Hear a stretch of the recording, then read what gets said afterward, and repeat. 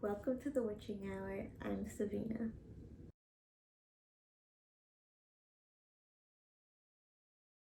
Today, I am so excited. I asked you guys a while back on my Instagram kinds of videos you'd want to see, and somebody recommended doing a Salem Witch Trial video, and I was all for it. So before we get into it, don't forget to subscribe, hit that notification button, and if you do, thank you so much. Most people have heard about the Salem Witch Trials. It's very popular, and most people, when we hear witch, we think of spooky or creepy. But I think it's really important to know that it's something that actually happened. And when it comes down to it and you really think about the events, it's kind of crazy. I am a big Halloween person. Creepy, spooky factor is my thing. But that's actually not what got me interested in the Salem Witch Trials, like, at all. It started for me in high school, I want to say 9th grade, and our teacher made us read The Crucible by Arthur Miller, and that's where it started for me. But it talked about accounts, and it used actual people and names from the witch trials itself, and again, that's where it all started for me. So I did finally get to visit Salem this year, before all the crazy COVID stuff, and it was in February, so it's still a little chilly, but I was absolutely thrilled to finally make it there, and I want to tell you guys about that. But you guys did ask to actually learn a little bit more about the witch trials, and I am so happy to do that for you. So something to put into perspective for you, the witch trials, it didn't start in Salem. There have been witch trials for many years, hundreds of years, on the other side of the world. Think about a Puritan society, very religious, and pretty much anything outside of religion, even something as simple as herbal medicine today, can be seen as magic or witchcraft, which is pretty crazy if you think about it. So there was actually, throughout history, a series of witch trials. But one of the most notable is the Salem Witch Trials. So I'm not going to try to talk your ear off, but I do want to give you as much background information as I can. Everything I'm going to tell you about today, I either gathered from watching documentaries, reading books on it, and my actual experience in Salem this year from the museum. So nothing was made up in my own mind, okay? It's facts, things I've learned, and I just want to share it with you guys. Those of you who do not know, the witch trials began in 1692 and it lasted into 1693. So that's 1 year, okay? Now, within that year span, the hysteria and these accusations grew so crazy that 150 innocent men, women, and children were accused of witchcraft. And this is only in Salem, by the way. It did expand outwards, but today we're just talking about Salem. So 150 innocent people within 1 year. It is said, and at least known in history right now, that over 20 innocent people were killed because of these trials. So all of this began in January of 1692. And it's kind of cool. I went in February, and even learning about the history in the museums, they said the weather we were kind of experiencing is what was happening during that time period, which is kind of eerie if you think about it. Now, this whole thing in Salem started by 2 little girls. One of them was a 9-year-old Elizabeth Paris, also known as Betty, and 11-year-old Abigail Williams.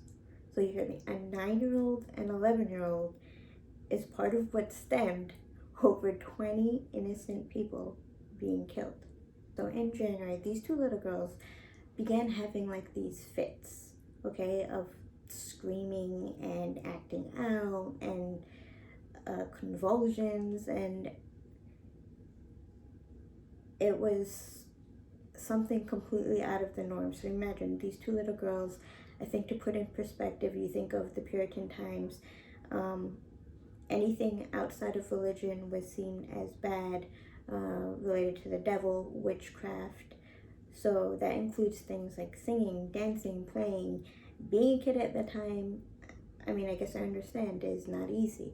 So the speculation of this is the girls were playing or something along those lines. Anyway, they were having these fits, and it concerned their parents. They called the doctor, their local doctor, Griggs. And this is the thing. So the girls, yes, and it fell in line with the doctor and the thinking of that time as well. Dr. Griggs actually diagnosed them as of being under bewitchment. So by the time February rolls around, other little girls start having these same symptoms. These names include Ann Putnam Jr., Mercy Lewis, Elizabeth Hubbard, Mary Walcott, and Mary Warren. As these fits kept happening, the grown-ups were looking for an answer, right? So their thinking was, our daughters, these girls are bewitched. Somebody is doing it, right? So now they're starting to look for who's controlling their daughters, who's casting these spells, who's bewitching these young girls, right? It got to the point, one day, Elizabeth and Abigail, they started having these fits again, right? And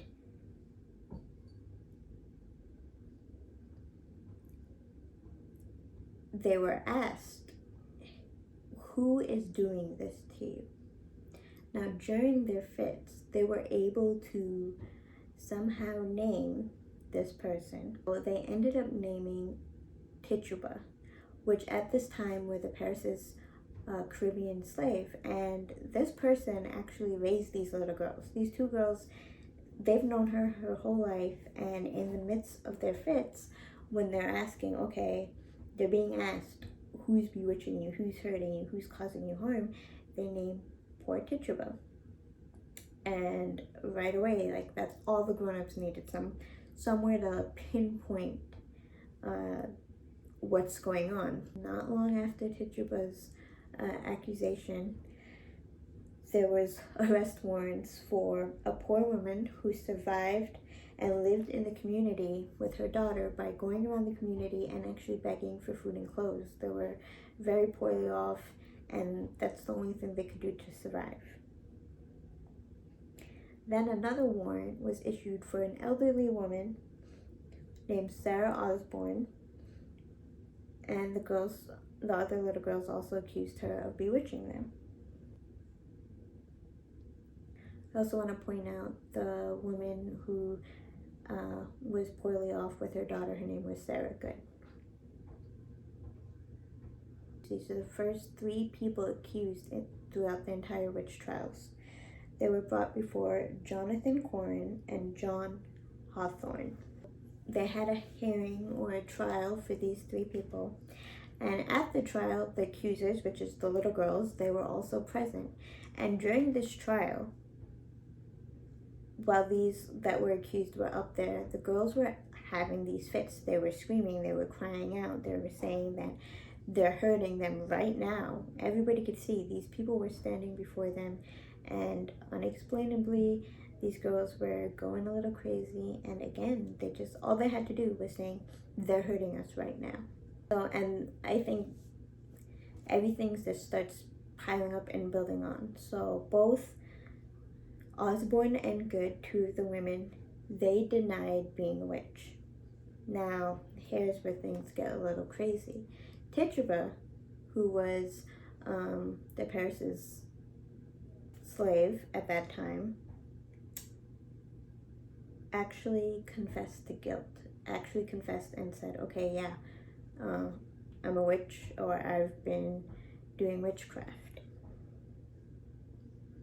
Now, I think on this part, and all of these things just piled on together and it made an explosion happen, okay? You have these girls unexplainably having these crazy fits. They finally pinpoint people. Now, the next step is somebody actually confessing to being a witch, right? And from here, it just snowballed. Now, I think Tituba was actually really smart, and claiming to be a witch, they actually spared her life, at least for a while, and she claimed that there were other witches in Salem. And this is how it happened. People started turning on each other. So like I said, people started turning on each other. Prominent people in this community started getting accused. A couple of names that you may have heard of: Martha Corey and Rebecca Nurse. Also Sarah Good's daughter. So one of the first people I mentioned earlier, her daughter. Now keep in mind, her daughter was only 4 years old. 4. And being 4 years old, she was actually arrested. Now it is said that her hands and her wrists were so tiny, and she was said to be such a huge threat, that they chained her up and they shackled her wrist, but her hands were so tiny that they had to make custom shackles for this little girl. And of course from there it kept spreading. Nobody was safe from being accused. It didn't matter who you were, it didn't even matter if you were somebody religious. If somebody wanted to pinpoint and say, hey, this person is practicing witchcraft or is a witch, that's all it took. Now, by May, so that's 4 months into this, the amount of cases and accusations that kept coming in, it was ordered for a special court to be formed just for the witch trial cases itself. Appointed judges for this court would include John Hawthorne, Samuel Sewan, and William Stoughton. One of those. And on June 1st, the first conviction. Now, accusations have been piling up, but the first conviction was on June 2nd. 8 days later, after the first conviction, this person was hanged.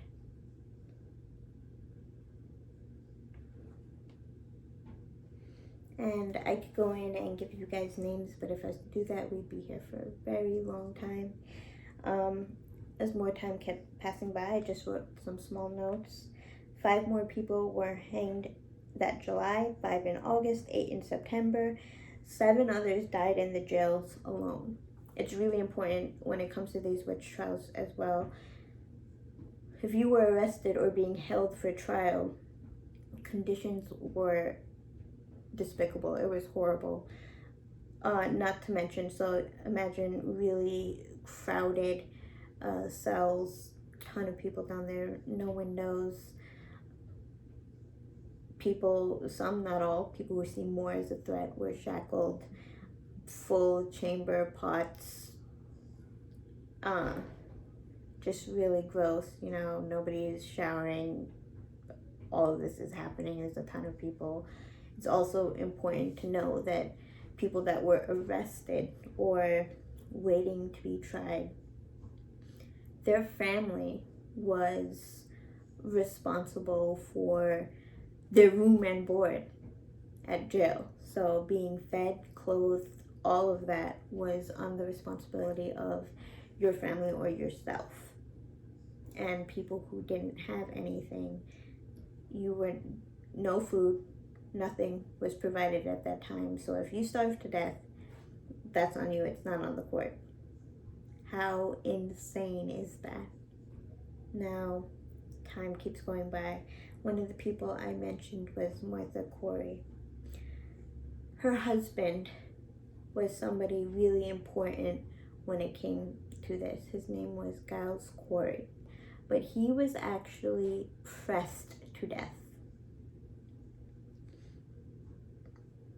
So he was convicted of witchcraft, being a witch.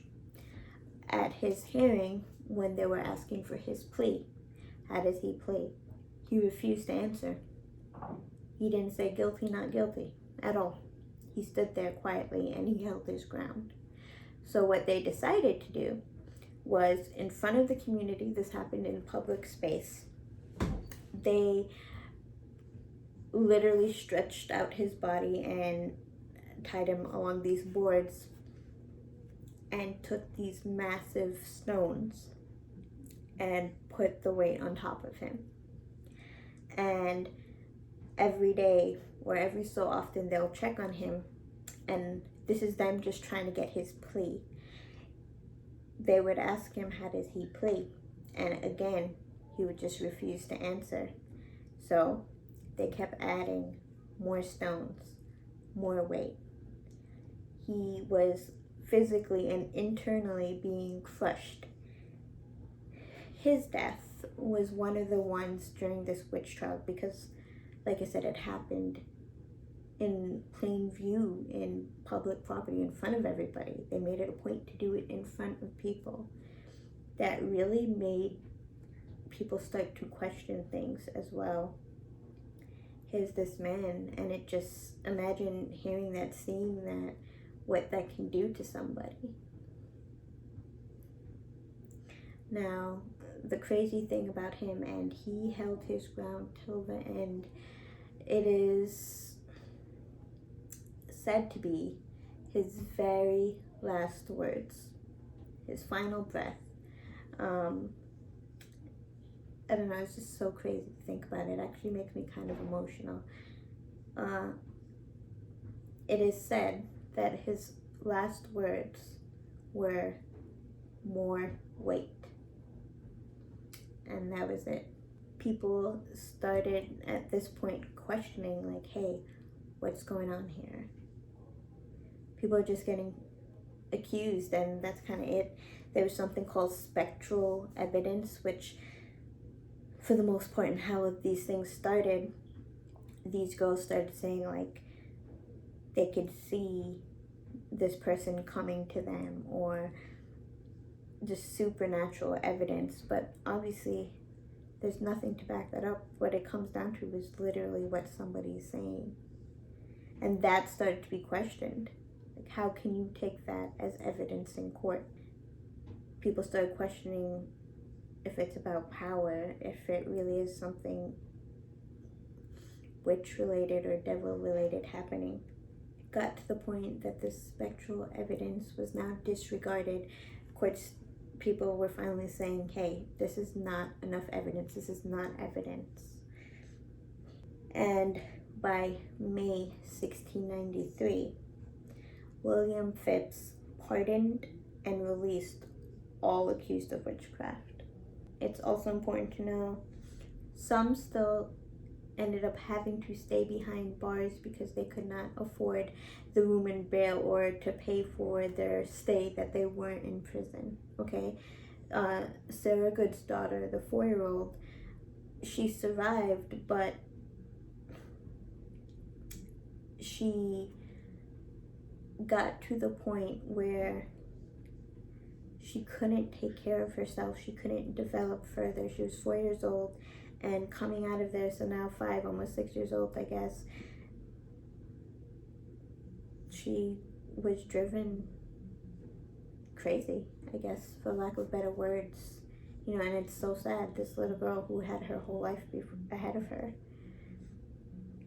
This court had 100% conviction rate. So it didn't matter. If you were convicted, fat chance of you getting anywhere. Now you think about this, like I said, this was just a year span, started by little girls. Science, fact, nothing mattered. It was hysteria. It was blaming others. It was turning on others. It was the fact that people were turning on you just because you didn't cave to what they believed in. You were different. You know, it was this mob mentality. much like things that are happening right now, honestly. Like I said, I was always fascinated by these things. There's so much more information out there. I just didn't want to bore you guys to death or give you like a full-on book report, but it is so interesting. I urge you to go do some research. You could actually learn about these people's story, and it made things that much more real. When I got to visit Salem, and you're just walking around and hearing about the witch trials or things that take place, it sounds kind of cool, but these are people. These are people's stories. These people, what they went through is insane. And I think what resonated with me the most was the fact that if I was alive in that time period, I wouldn't survive. I would hands down be considered a witch. Now, going there, places I did get to visit, my trip was really great. It was short, but I do hope to go again because there were a lot of things that were closed because of the weather. It was kind of the off season. So I did get to go to the witch house, but I did not get to go inside the witch house. It was closed, so I definitely want to go back to that. So the witch house was the house or the home of Jonathan Corwin, one of the judges from the special court. And he lived there from 1640 to 1718. And this is actually the only structure you can visit in Salem with direct ties to the Salem Witch Trials of 1692. And I thought that was really cool. This house is really cool. I definitely want to be able to go inside. So it was just, when you see the house, it feels like a time warp. It just feels like something placed where it doesn't belong right now in today's world. I also got to see the burying point, and that's where Judge John Hawthorne was also buried. And then we got to go to the Salem Witch Museum. And they didn't allow pictures inside, so sorry there, but I do encourage you to go. It kind of plays out the story, and then they have another level where they have actual artifacts of things from the witch trials, including they had a pair of shackles and some wood that was said to be used in the actual witch trials, and that was kind of creepy to see. I've been talking about doing this video. Someone on Instagram actually messaged me and said, hey, I have relatives connected to the witch trials. And I thought that was so amazing. So one thing this person said was they believe they have a connection to George Burroughs. He was the first minister and the only minister to be executed during the witch trials. Now you put into perspective, he was a minister. He saw most of these people every day,